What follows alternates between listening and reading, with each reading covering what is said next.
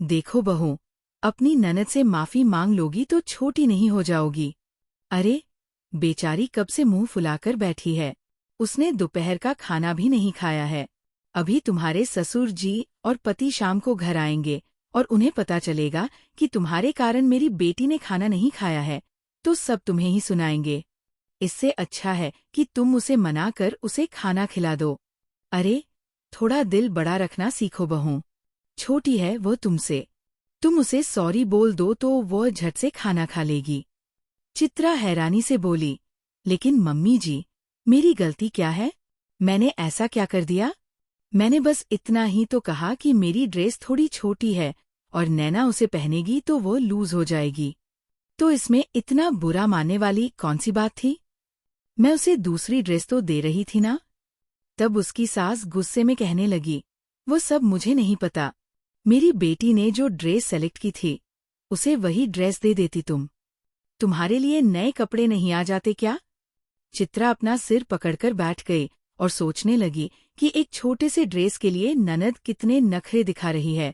खैर, वो ननद के पास गई और सॉरी बोलकर उसे खाना खाने के लिए मना कर ले आई।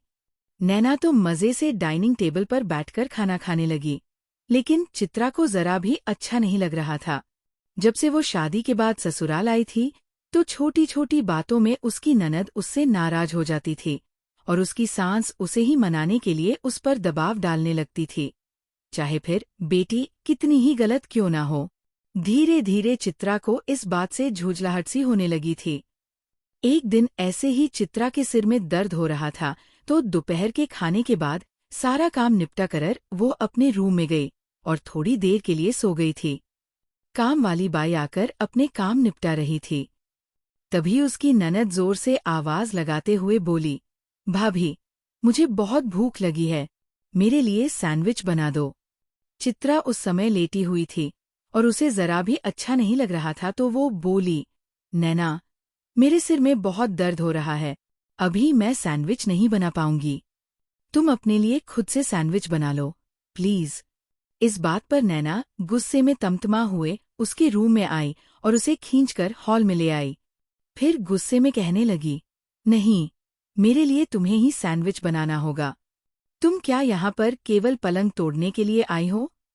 अपनी छोटी ननद को इतनी बदतमीजी से बात करते देखकर चित्रा हैरानी से बोली, तुम्हें अपनी भाभी से बात करने की तमीज नहीं है क्या? काम वाली वहीं पर झाड़ू लगा रही थी। वो भी खड़ी होकर तमाशा देखने लगी। तभी नैना ने एक जोर का तमाचा अपनी भाभी को मारते हुए कहा, तुम मुझे तमीज सिखाने की कोशिश मत करना, पहले खुद काम करना सीख कर आओ। लगता है तुम्हारे माँ बाप ने तुम्हें ढंग से काम करना भी नहीं सिखाया, जो हर काम में नखरे दिखाती रहती हो। इस तमाचे से चित्रा की आंखें गुस्से के मारे लाल हो गई। नैना गुस्से में पैर पटक हुए अपने रूम में जाकर बैठ गई और कहने लगी, अब जब तक तुम मेरे पैर छूकर मुझे सॉरी नहीं बोलोगी, तब तक मैं अपने रूम से बाहर भी नहीं आऊंगी और कुछ भी नहीं खाऊंगी, भले ही मैं भूखे ही क्यों न मर जाऊं। उसके चीखने चिल्लाने की आवाज सुनकर सास भी कमरे से बाहर आई और सारी बातें जानने के बाद वह कहने लगी, बहू, ये तुमने क्या किया? फिर से तुमने अपनी नानद को नाराज कर दिया। चित्रा हैरानी से बोली, मम्मी जी, आपकी बेटी ने मुझे थप्पड़ मारा है और आप मुझे ही सुना रही हैं? इस बीच काम वाली बाई अपना काम निपटाकर वहां से चली गई, क्योंकि उसे घर का माहौल बिगड़ता हुआ दिखाई दे रहा था। उसकी सास उसे समझाते हुए बोली, देखो बहू, जरा ठंडे दिमाग से काम लो। अपनी ननद के थप्पड़ का बुरा क्या मानना? और इसने तुम्हें काम वाली बाई के सामने ही तो थप्पड़ मारा है। इस बात को ज्यादा बढ़ाने से क्या फायदा होगा? देखो बहू, तुम थोड़ा दिल बड़ा करो। तुम अपनी ननद से माफी मांग लो और घर का माहौल नॉर्मल करो। घर में शांति बनाए रखने के लिए बहू को बहुत सारे समझौते करने पड़ते हैं। चित्रा हैरानी से बोली, मम्मी जी, आप मुझे समझा रही हैं? ये बात आप अपनी बेटी को नहीं समझा सकती कि वह मुझसे माफी मांगे? आखिर मेरी गलती क्या है जो मैं नैना से माफी मांगूं? ये अच्छी बात है, भाई। गलती भी वही करें और मुंह फुलाकर भी वही बैठे। आखिर उसकी हिम्मत कैसे हुई काम वाली बाई के सामने मुझे थप्पड़ मारने की? इस घर में मेरी कोई इज्जत है भी या नहीं? अगर इतने से ही आप लोगों का मन नहीं भरा है तो आप लोग पूरे मोहल्ले वालों के सामने भी मुझे थप्पड़ मार लीजिए। और जहां तक बात है अकेले में थप्पड़ मारने की, तो अगर यही मैं नैना को बंद कमरे में थप्पड़ मारूं तो क्या उसे चलेगा? तब नैना भीतर कमरे से गुस्से से गरजती हुई आवाज में बोली, भाभी, तुम्हारा दिमाग खराब हो गया है क्या? पहले तो तुमने मेरी बात मानने से इनकार किया, अब तुम मुझसे माफी भी नहीं मांग रही हो और ऊपर से मुझे थप्पड़ मारने की बात भी कर रही हो। लगता है तुम एक थप्पड़ से बात नहीं मानोगी। रुको, मैं अभी बताती हूँ।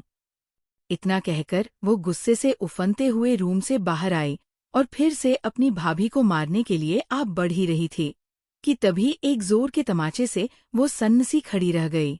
अचानक से ही बीच में अनु जाकर खड़ा हुआ और उसने नैना को एक जोरदार तमाचा मारा।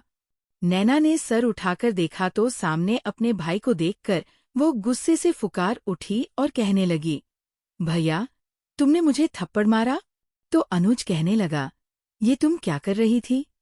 अपनी भाभी को थप्पड़ मारने जा रही थी? तुम्हें होश भी है कि तुम क्या कर रही हो? अरे, वो तुमसे बड़ी है, तुमने भाभी को थप्पड़ क्यों मारा? नैना गुस्से से बिफरते हुए बोली, मुझे थप्पड़ मारने से पहले तुम्हें अपनी पत्नी को समझाना चाहिए।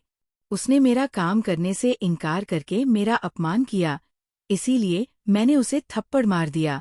अनुज गुस्से से चीखा, कौन सा काम करने से मना किया है इसने? और ये क्या तुम्हारी नौकरानी है जो ये तुम्हारा काम करती रहेगी? अब चित्रा कहने लगी, अनुज, मेरे सिर में दर्द हो रहा था। मैं अपने कमरे में सो रही थी तो यह मुझे सैंडविच बनाने के लिए आवाज लगाने लगी। मैंने इसे कहा कि मुझे नींद आ रही है, मेरी तबीयत थोड़ी ठीक नहीं लग रही है, तो इसने गुस्से में नौकरानी के सामने ही मुझे थप्पड़ मार दिया।